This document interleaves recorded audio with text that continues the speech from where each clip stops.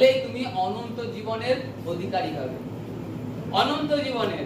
তাই তো প্রভু বলছে, আমি ধার্মিক দিগকে নয় পাপী দিগকে ডাকিতে আসিয়াছি।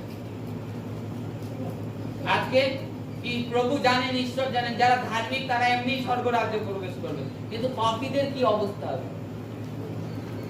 তার জন্য তিনি এসেছেন। পেয়েছি আমরা প্রেরিত 30 থেকে আমি পড়ছি, 16-30 থেকে আমি পড়ছি। হালেলুয়া। আর তাহাদিগকে বাহিরে আনিয়া বলিল, মহাশয়রা, পরিত্রাণ পাইবার জন্য আমাকে কি করিতে হইবে? তাহারা কহিল, তুমি ও তোমার পরিবার প্রভু যিশুতে বিশ্বাস করো, তাহাতে পরিত্রাণ পাইবে।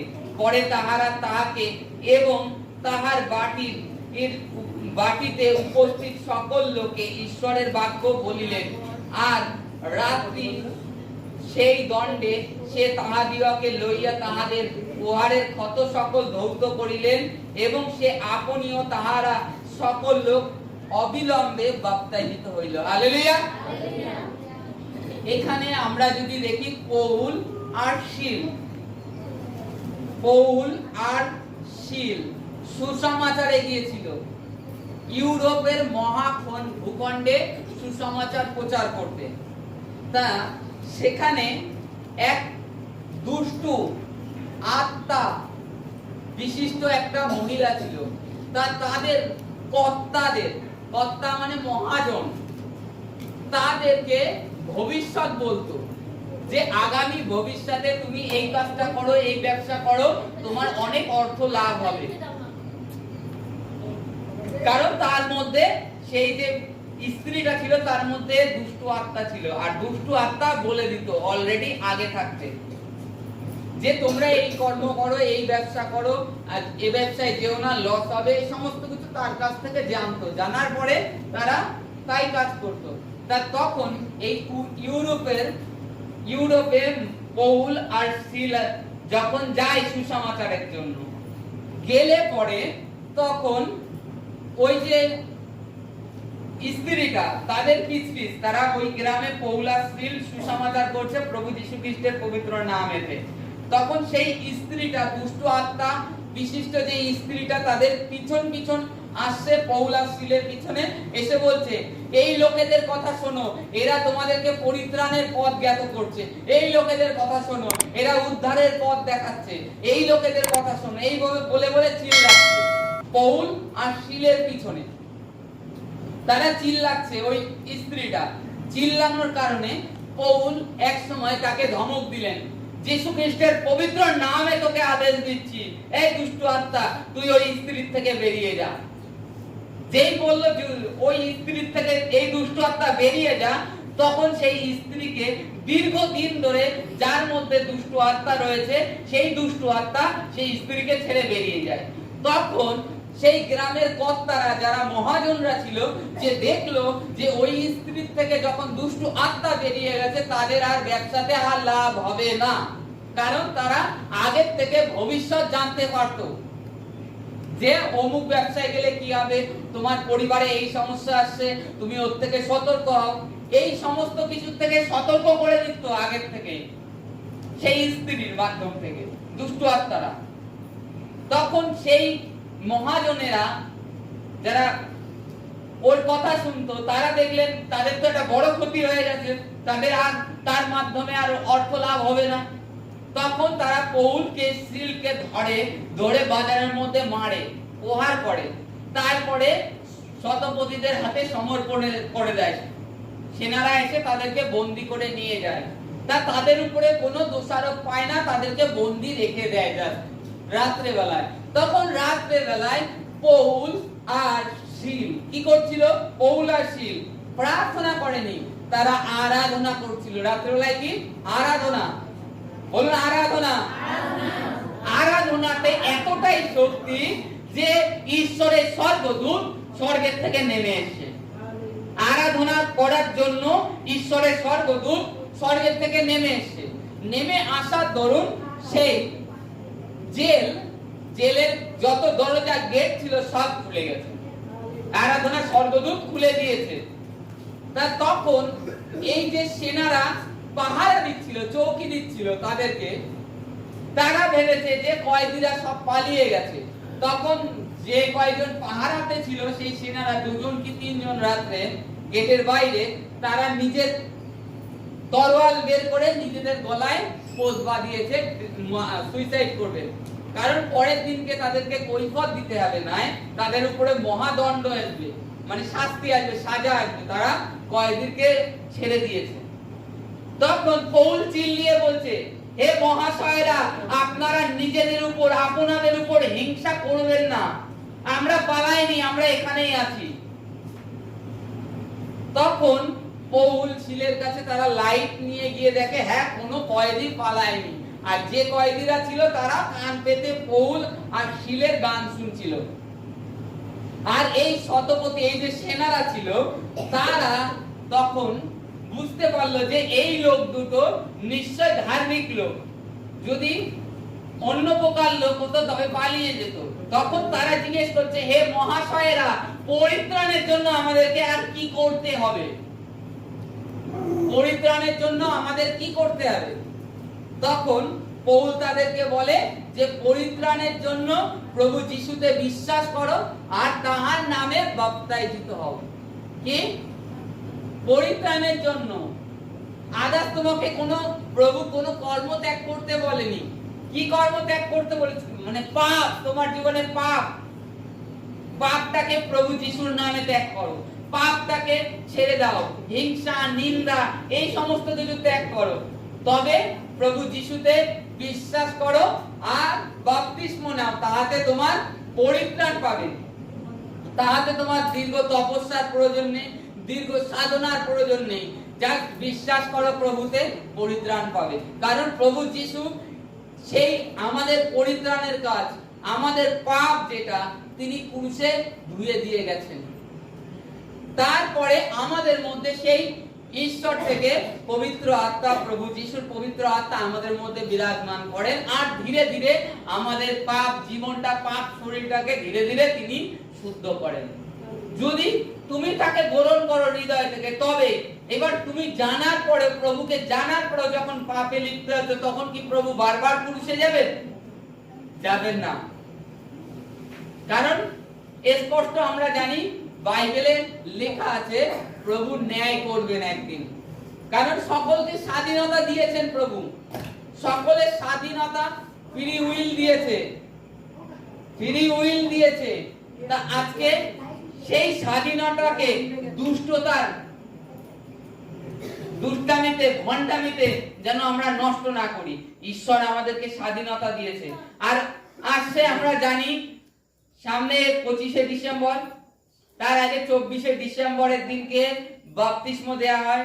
আমরা দেখি যারা নতুন সন্তানরা এখানে আসি, আমরা ভালো করে জানি এখানে সব মাসের প্রথম সপ্তাহে, সে যে তারিখ হোক, প্রথম সপ্তাহে রুটি দ্রাক্ষার হয়। যারা বিশ্বাসী, যারা বাপ্তিস্ম নেওয়া আছে তারাই নিতে পারে, তাছাড়া আদার্স কেউ পারে না। কারণ এটা কেন পারে না?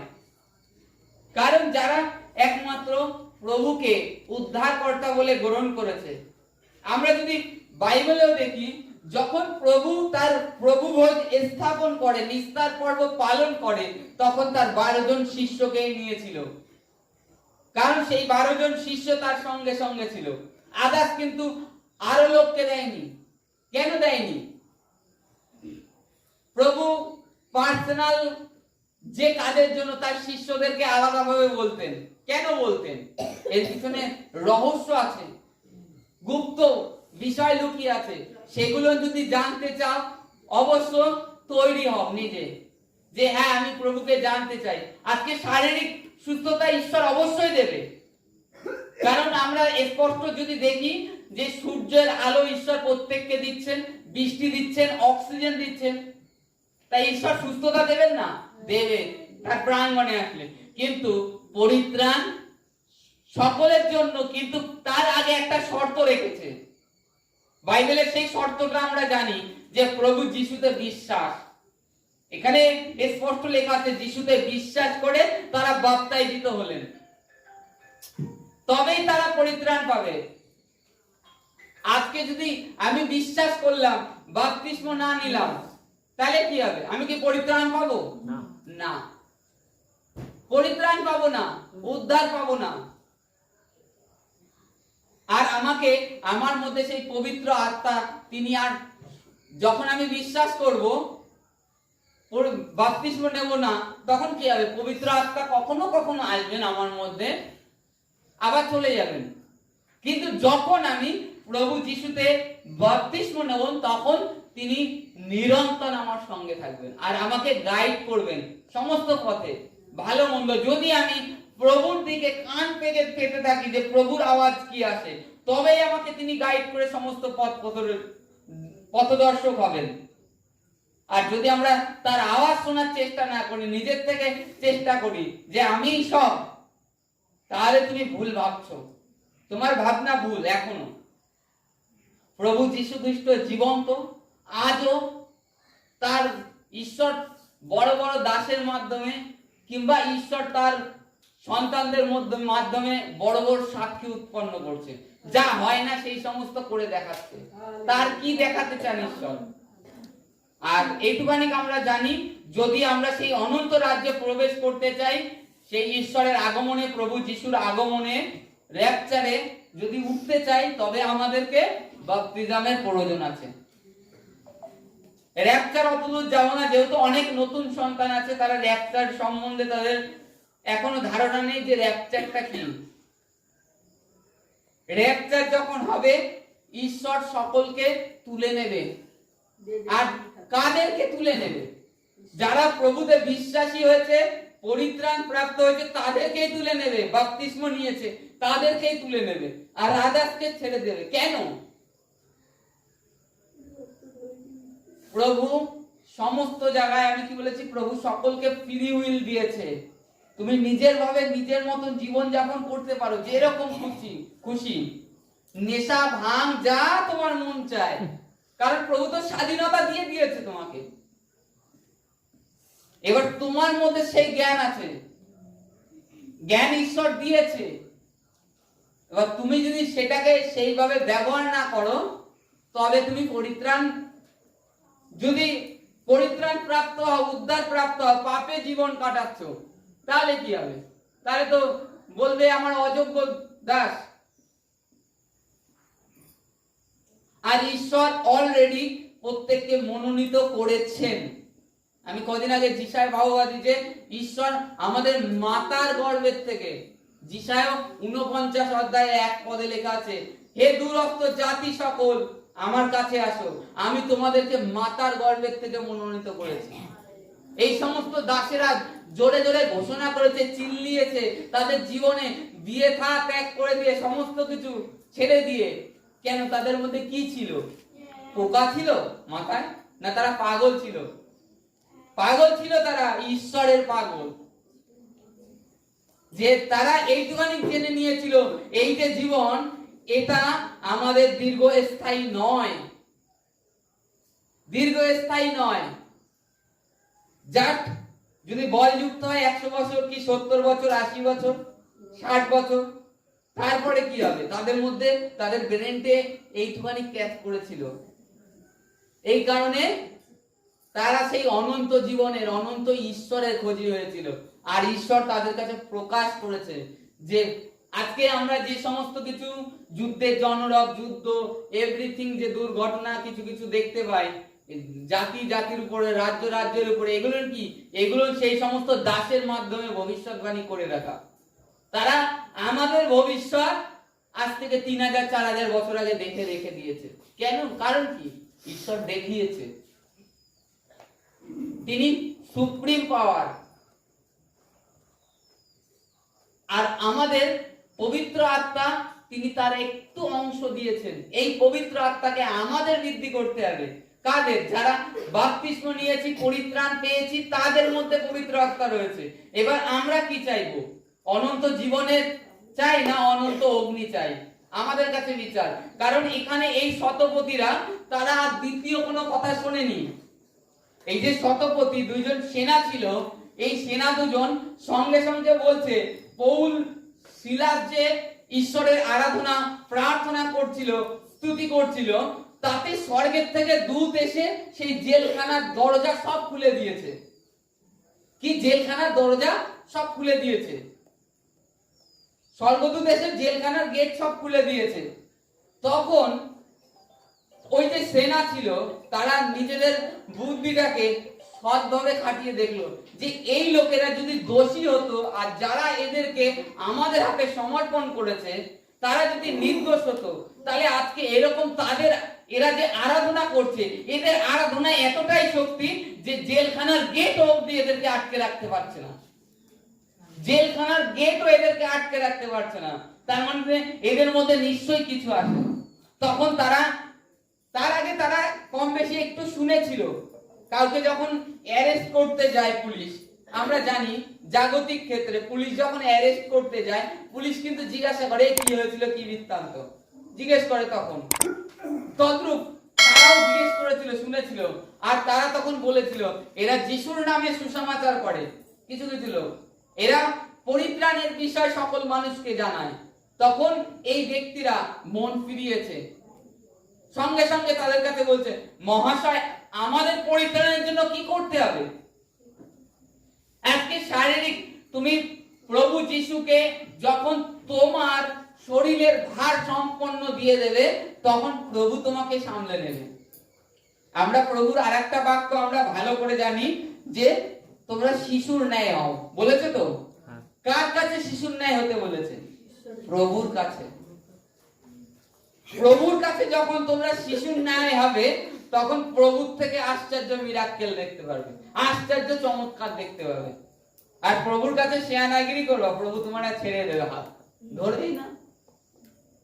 প্রভুর কাছে একটা শিশুর মতন যখন হবে প্রভু তোমার হাত ধরে চালাবে, আর প্রভুর কাছে যখন শেয়ানা হবে তখন প্রভু তোমার থেকে দূরে সরে যাবে, যে এ তো আমার থেকে অনেক বেশি বোঝে, অতএব একে ছেড়ে দিই, সাইড করে দেয়। বাইবেলে এই কারণে লেখা আছে প্রভুর বাক্যে, প্রভু তার বাক্যে বলছে নিজের বুদ্ধিতে নির্ভর করো না, সমস্ত চিন্তার ভার সদা প্রভুতে অর্পণ করো, তোমাকে ধরে রাখবেন। কে ধরে রাখবেন? ঈশ্বর। যখন ঈশ্বরকে সমর্পণ করবে আর নিজের উপরে ধরে রাখবে তখন তোমার মধ্যে অনেক মন্দ জিনিস উৎপন্ন হবে, মন্দ ভাবনা।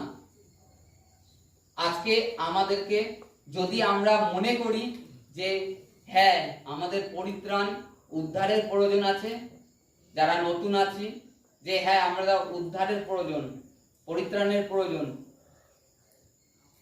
আমরা পরে বলছি আমাদেরকে উদ্ধারের জন্য বাপ্তিজমের জন্য যারা নতুন আছি অবশ্যই যে হ্যাঁ আমরা প্রভুকে অনন্ত জীবনের হিসাবে আমরা অনন্ত রাজ্যে পৌঁছাতে চাই, তবে যেন তৈরি হই। আগামী 24শে ডিসেম্বরে বাপ্তিস্ম হয়, আর এখানে যে প্রভু ভোজ হয় তারও ভাগী হতে পারি, যেন সেই প্রভু ভোজ আমরা নিতে পারি। আর যদি মনে করো না আমরা যেরকম আসছি সেরকম ঠিক আছে, হ্যাঁ আসো, অসুবিধা নেই, প্রভুও বারণ করেনি, কিন্তু পরে বলবে আমি তোমাকে চিনি না, স্পষ্ট বলে দেবে আমি তোমাকে চিনি না। তখন তুমি বলবে প্রভু আমি তো ওখানে যেতাম, চাপাবেড়ে গোপালদার বাড়িতে প্রার্থনা হতো, শুনতাম, বাক্য শুনতাম, তোমার বাক্য মেনেও চলতাম, প্রার্থনা করতাম।